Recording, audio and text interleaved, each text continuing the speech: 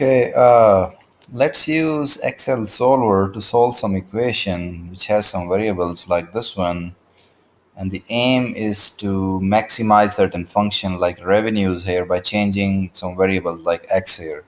So the problem here is like we have fuel price, let's say X, and then the fuel sold, there's a function of X. So as you increase the price of X, then you will sell less fuel, and then the revenues are X times this fuel sold. So the aim is to maximize our revenues by changing the value of fuel price, the X, from 0 to 10.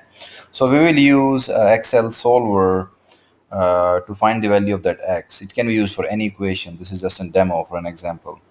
So for that, we would need the solver. Let's see if we have the solver. If you go to data, you should see a solver. You don't see solver, that's good. So let's just get it. So go to file, go to options, go to add-ins, and then in manage, go to manage, and then you check here solver add-in, then hit OK, and then in data now you should see a solver. So click on solver, you get this tab here. So it says set the objective function. So the objective function is this one. So I have put in this formula.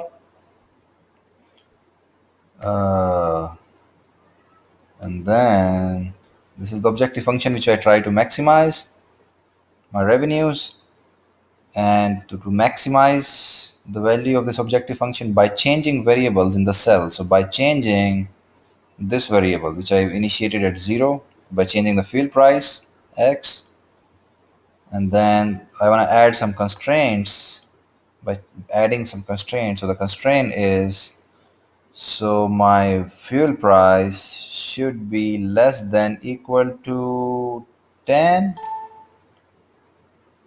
10, and let's add one more constraint.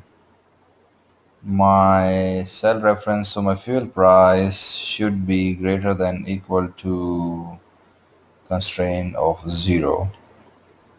And then, okay, so I have these two constraints. I want to have this objective function to maximize that by changing the value of X, which is fuel price, and then I just hit solve, and then keep solver solution. Okay, and that's I get. So I need to keep the fuel price at 1.667. So pretty straightforward. So you need solver, you need an equation, you need to set up that equation, uh, and the main thing is you give the initial value of X some 0 whatever, and then